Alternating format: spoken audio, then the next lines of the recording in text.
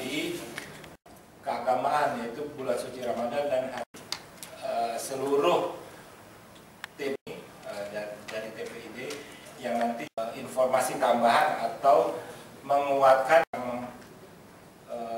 akan kami pers TPID Provinsi Jambi.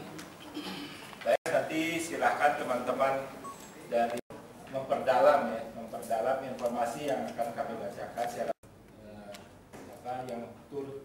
Ya, tim pengendalian inflasi daerah atau TPID yang sering didengar dengan nama TPID Provinsi telah menggelar rapat koordinasi, dalam hal ini high level meeting pada tanggal 16 Juni 2014 harga pangan menjelang bulan suci Ramadan dan Hari Raya Idul Fitri 1435 untuk menginformasikan ketercukupan pasokan bahan masyarakat terkendali dan tidak terjadi pokok di Kota Jambi menjelang kualitas medium yang dikendalikan sepenuhnya oleh Bulog di Provinsi Jambi mencapai 6.156 ton.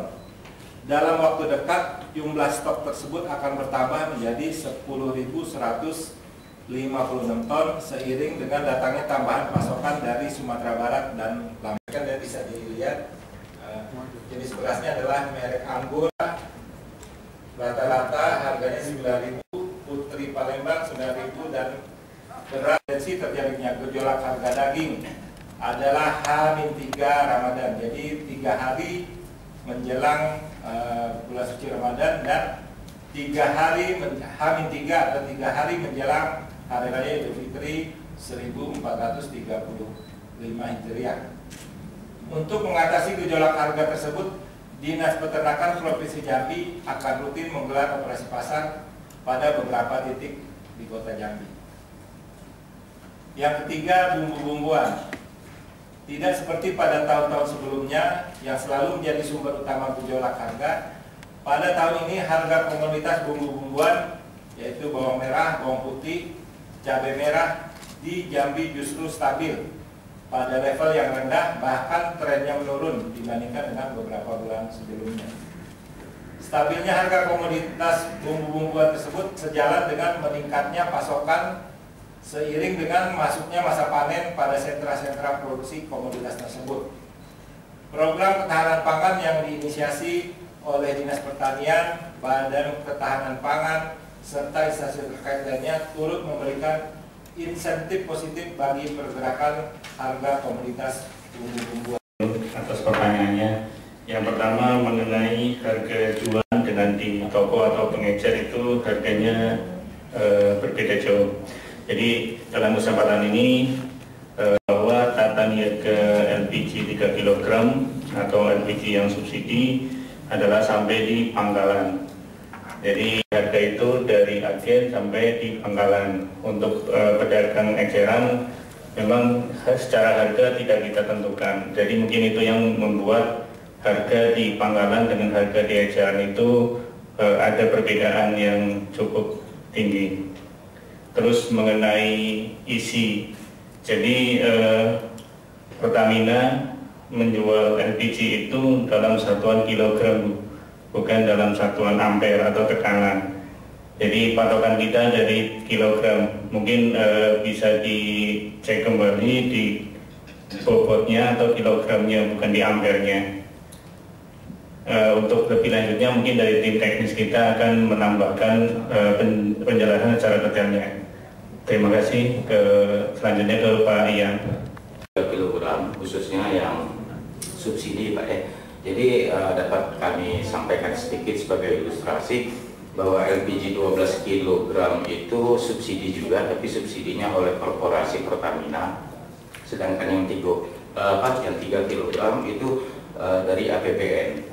Khusus untuk LPG 3 kg tata niaga sesuai dengan tata niaga mungkin kurang lebih sama dengan kayak minyak tanah kemarin, Bang Dino. Jadi tata niaganya dari Pertamina, pangkalan, kemudian ke agen pangkalan. Di tingkat pangkalan itu harga ditentukan oleh HET. HET itu mengacu SK Gubernur. Khusus untuk Kota Jambi itu harganya 15.000. Setiap dati 2 itu bervariatif sesuai dengan jarak dan karakteristik geografis wilayah masing-masing. Jadi memang sampai saat ini kami hanya memantau sebatas pangkalan, karena memang mekanisme yang ada di tangan Pertamina itu hanya di pangkalan. Untuk selanjutnya khususnya seperti di Kota Jambi, hakikatnya sudah ada perda untuk di luar mekanisme tersebut itu hakikatnya dilarang. Di perda itu insya Allah tahun 2014 ini udah disahkan, insya Allah 2014 ini akan jalan. Jadi mekanisme di warung minimal itu harus memenuhi persyaratan menjual B3, barang berbahaya dan beracun nanti. Jadi memang seiring waktu berjalan, jujur kita dengan Pemda Kota terus ingin menggodok, karena bukan hanya itu terjadi hal-hal yang di luar peruntukan, itu seperti hotel dan sebagainya itu juga tidak berhak. Itu juga yang Bu Fitri ya Bu, terima kasih Bu. Jadi untuk pemahaman untuk LPG 3 kg kita memang tidak LPG Bu ya, khususnya 12 maupun 3 kg, sekali lagi kami himbau dan minta itu memang tidak menggunakan tekanan Bu. Kita tidak menjual dalam bentuk bar, VSI ataupun apapun. Kita hanya menjual dalam bentuk 3 kg. Oleh karena itu kita minta, andai masyarakat ingin membeli harus ditimbang Bu. Kalau memang tidak ada ditimbang, tolong agen mana yang melakukan seperti itu akan kami tertibkan Bu.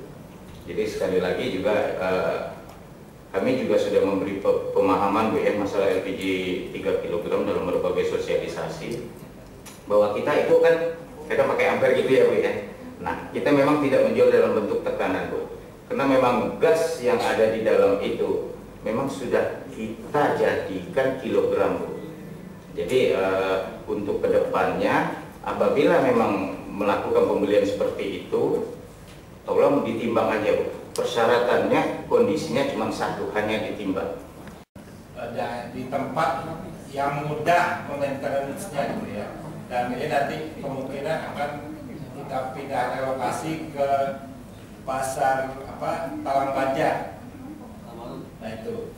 Namun kalau dicermati sebenarnya banyak instansi dari SKPD yang di Jambi ini yang ikut juga memantau dan mengumumkan mengenai perkembangan harga pangan strategis dan mengumumkannya ke media elektronik ataupun surat kabar. Contohnya BI secara rutin mulai bulan apa San?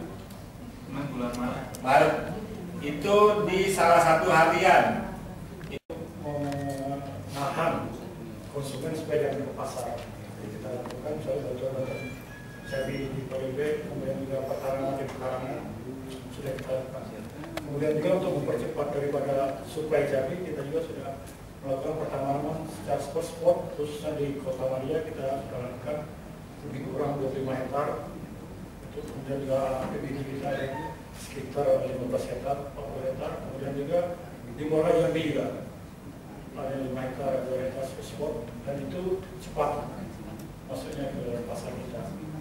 Kemudian demikian juga beras ini memang kita sebetulnya sentra kita di Kerinci, dan beras-beras kita di Kerinci ini banyak keluar ke Padang, dan beras-berasnya juga beras yang prima ya, yang super, dan beras-beras kita Tanjung Timur juga masuk ke provinsi, dan memang ini beras-beras yang lokal, artinya kualitasnya kualitas sedang, jadi harga juga terjangkau oleh masyarakat. Jadi kita habis panen juga dari Tanjung Timur lebih kurang 20 hektar, kemudian di Muara Jambi juga sudah panen dan sekarang mulai tanam lagi, dan di Kerinci terus panen. Jadi alhamdulillah kita ada kelebihan beras untuk 1 ton itu lebih kurang 45.000 ton dari hasil konsumsi kita. Dan memang kita di Jambi juga sudah kurang konsumsi beras. Kalau kita mencermati dari badan nasional, satu orang itu makan beras 1 tahun 129 kilo. Tapi Jambi 105 kilo sampai 109 kilo. Artinya apa? Artinya Jambi sudah makmur kalau menurut pengamatan dari secara ilmiah. Kalau kurang mengkonsumsi beras artinya sih macam-macam beragam makannya. Jadi tidak semua beras artinya tanda-tanda kurang di Provinsi Jambi. Nah, terkait dengan harga tadi ya itu usaha kita. Kemudian juga kita nanti di awal Ramadan atau awal Lebaran kita melakukan apa namanya pasar petani atau pasar wanita. Itu seperti kalau ikan, cabai, kemudian daging langsung ke pasar lokal ya. Pasar yang dilakukan oleh lembaga atau SKPD itu bisa dari wanita kita support itu cabai harganya. Cabai sekarang alhamdulillah artinya sedikit sekali keuntungan petani. Cabai itu dibuat 7.000, nanti bisa 7.000 per kilo. Kalau garam 10.000 itu cuma 3.000 keuntungan petani. Sebetulnya saya mengharapkan 20.000 stabil. Ternyata bisa tembus sampai di bawah 10.000. Ini luar biasa juga Pak. Evaluasi bukan inflasi evaluasi. Artinya, tapi alhamdulillah masih ada kelebihan dari pembuatan harga per kilonya. Jadi ini yang kemudian bawang merah juga kita sudah mulai produksi lebih kurang 10 ton per hektar. Kita punya bawang merah di Kerinci lebih kurang 20 hektar. Kemudian juga di Tanjung Timur sudah mulai juga melakukan 2 hektar sampai 5 hektar. Tanjung Barat, ya Tanjung Barat. Kemudian ya di Merangin ada sekitar 10 hektar. Artinya bisa lah bawang merah kita masuk ke pasar ke Provinsi Jambi. Ini yang kita lakukan. Jadi yang penting ini ketersediaannya cukup, kemudian juga dari luar yang masuk itu tergantung masyarakat nanti pilihannya apakah yang luar atau yang di dalam yang mencermati untuk kebutuhannya. Dan biasanya masyarakat yang kita membutuhkan buah segar atau cabai segar itu yang dari daerah kita sendiri. Demikian juga dengan komunitas lainnya. Saya rasa demikian tambahan saya. Saya sudah juga menanyakan Bulog, kita tersedia 4 bulan depan masih aman. Assalamualaikum warahmatullahi wabarakatuh. Daging ini yaitu pada dari H-3 itu sampai H1 itu Dinas Peternakan menyediakan stok punya daging atau tapi itu sekitar 150 ekor. Itu dari Dinas Peternakan Pak. Sedangkan yang kelebihan ini mungkin kita akan disuplai dari pedagang-pedagang kita di Kota Jambi ini yang baik daging yang dari ada yang di supermarket juga Pak, Hypermart seperti contohnya itu. Jadi mungkin itu yang didatangkan daging kita untuk Lebaran nanti. Demikian. Terima kasih. Nyaman berarti. Iya. Silakan Pak. Masalah stok di Bulog. Khusus untuk beras pesto yang di Bulog itu hari ke hari itu setiap hari berubah stoknya. Ada penyaluran miskin, terus ada yang masuk gitu, dari lain juga dengan pembelian. Terkait dengan jumlah stok tadi sudah disampaikan posisi mungkin beberapa hari yang lalu 60 lebih. Saat ini kita dalam proses pemasukan dari luar daerah untuk muknasnya, dan juga kita untuk menopang kebutuhan nanti kalau ke depan ini juga sudah mengajukan tambahan kurang lebih 7 ton. Jadi sebenarnya untuk di Bulog itu kita selalu mengupayakan agar stok yang ada itu yang disebut di Bulog ini minimum stok requirement itu paling tidak untuk 3 bulan ke depan dari kebutuhan kita. Terkait dengan tugas Bulog saat ini kita kan ada pelayaran untuk miskin. Jadi karena kita ini rutinnya adalah penyaluran untuk miskin, jadi kita kalau setarakan dengan kebutuhan untuk miskin sudah kurang lebih 4,5 bulan ke depan di luar yang dalam proses kita permintaan dari perusahaan nanti.